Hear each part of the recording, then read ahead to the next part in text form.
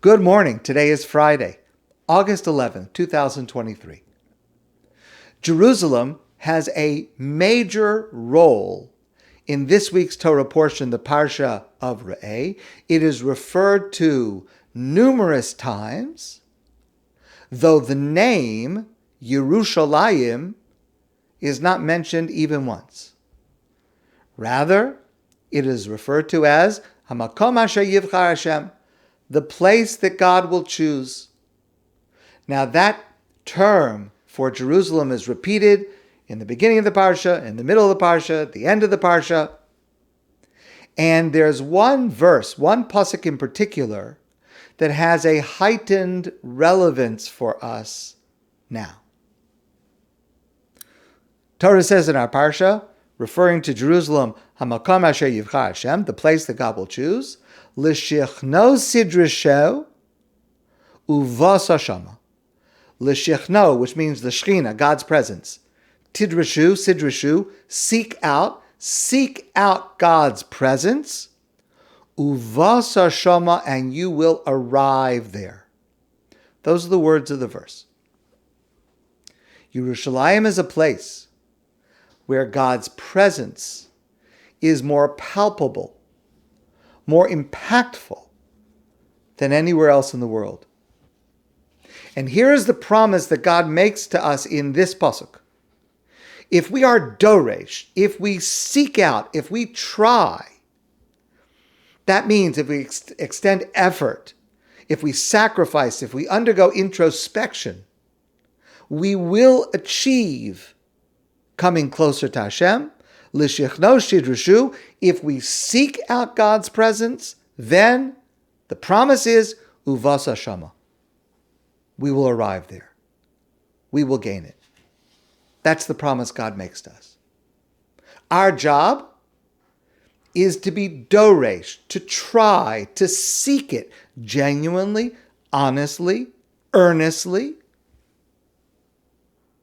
Now, just as we seek more immediacy in wishing to be in proximity to God's presence in space, Yerushalayim, a place in the world, Rabbi Yaakov Neuberger suggests we also seek more immediacy of God's presence in time. And that's indicated by the usage of the same word, darash, to seek, in the famous pasuk in Sefer Yeshayahu, the prophet Isaiah. Dirshu Hashem bihi matz'o. Seek God when God can more easily be found. When is it, when in time is it that God can more easily be found? Our sages tell us this refers to the Yomim Noroyim, to Rosh Hashanah and Yom Kippur. Those are times, that is a time of the year when we are urged to seek, to try to find God, because God is even more near, more available. Our ability to reach God, to come closer to God, is heightened during these days in time. A week from today, next Friday, is Rosh Chodesh Elul, the first day of the Jewish month of Elul. That is the beginning of the season of Dirshu Hashem, of seeking God. It's a month of preparation for these heightened days of the high holidays, the days of awe.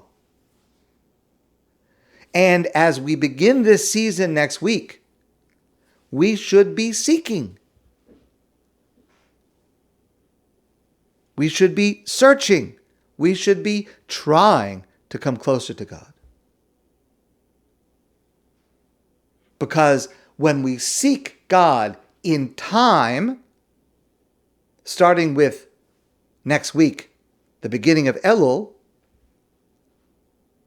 the same word and the same connotation of extended effort and introspection, that is how we come closer to God in this time, and the same promise of success.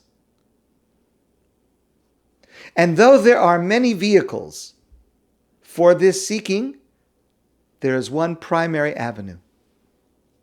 And it is also associated with this same word, doresh or darash, to seek. In fact, it has this meaning the first time this word is used in the Torah, back in Bereshis, in the book of Genesis. The Torah tells us that Yitzchak and Rivka had tried for a long time to have a child, and finally Rivka was pregnant, and she was carrying twins. And the Torah says, Vatelech lidrosh es Hashem. She went lidrosh, darash, to seek God. She was suffering. She was confused. And Rabbi Yosef Soloveitchik explains that she sought out God through prayer. That's the meaning of the word, the first time that it's used, to come closer to God through prayer, to be able to live with the painful questions that were causing her turmoil. Many of us have a lot of turmoil today, many different types, different levels, different layers, and we have a constructive way to address that turmoil in our lives through prayer. Our prayers starting next Friday, Rosh Chodesh Elul, the beginning of the month of Elul, should have a different order of intensity as we seek to use them to seek God, to search for God, and ultimately to come closer to God. There was a man who owns a jewelry store in Israel. And one day, a 9-year-old girl walks into his store and she says, "I'm here to buy a bracelet." She looks through the cases and she points to a bracelet. It cost 12,000 shekel. And she says to the man, "I want that one." The man says to her, "That's the one you want?" She says, "Yes." The man says, "Boy, you have good taste. It's a beautiful bracelet. Who do you want to buy it for?" And the girl says, "I want to buy it for my older sister." The owner of the store says, "That's very nice. Why do you want to buy your older sister this bracelet?" And the little girl says, "Because I don't have a father or a mother. My older sister takes care of us, so we want to buy her a present. And I'm willing to pay for it." And she pulls out of her pocket a whole bunch of coins that totaled just under 8 shekel. Cost 12,000, she has 8. And the owner of the store says, "Wow, that is exactly the amount that this bracelet costs." And so he starts to wrap up the bracelet to give to her. He says to her, "Why don't you write a card? We'll put it in the package." He finished wrapping the package. He had a tear in his eye. He gave the girl her bracelet. A few hours later, the older sister came into the store and she said to the owner, "I am so embarrassed. My sister should not have come here. She should not have taken something from the store without paying for it." The owner says, "What are you talking about?" The older sister says, "Well, that bracelet costs thousands of shekel. My sister doesn't have thousands of shekel. She barely has 10 shekel. Obviously, she didn't pay for it." And the owner of the store said to her, "You could not be more wrong. She paid me in full. She paid 7 shekel, 80 agurot, and a broken heart." And he says to her, "I want to tell you something. I'm a widower. I lost my wife a number of years ago. People come into my store every day. They come in and they buy expensive pieces of jewelry, and all these people can afford it. When your sister came in, for the first time in so very long since my wife died, I once again felt what love means. And he told the older sister to keep the bracelet, and he wished her well.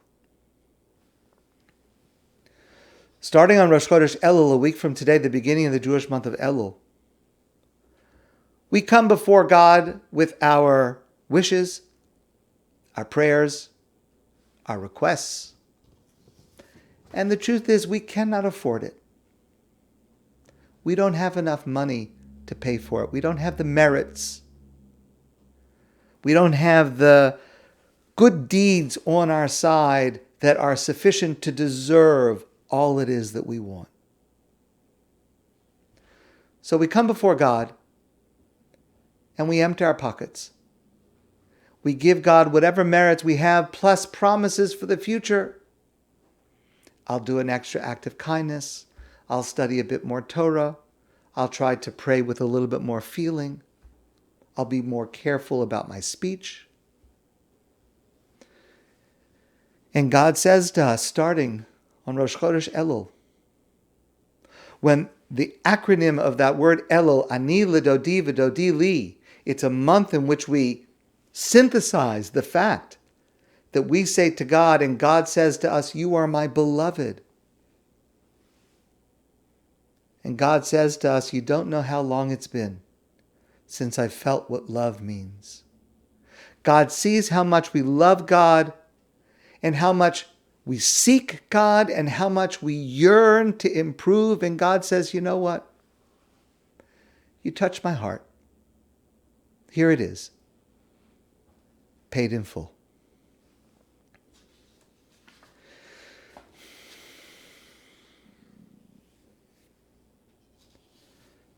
Dear Shu, to seek God doesn't mean to reach God. It doesn't mean to complete the task. It doesn't mean to be perfect. It means to try. It means to take a step forward. It means to want to come closer. Dear Shu Hashem, want to come closer. Yearn to come closer, and God will say to you, Uvasa Shama, you will arrive. You have arrived. God responds, Uvasa Shama, you will arrive, paid in full. My friends, I wish you a great day and a beautiful Shabbos, and I look forward to seeing you all soon in person.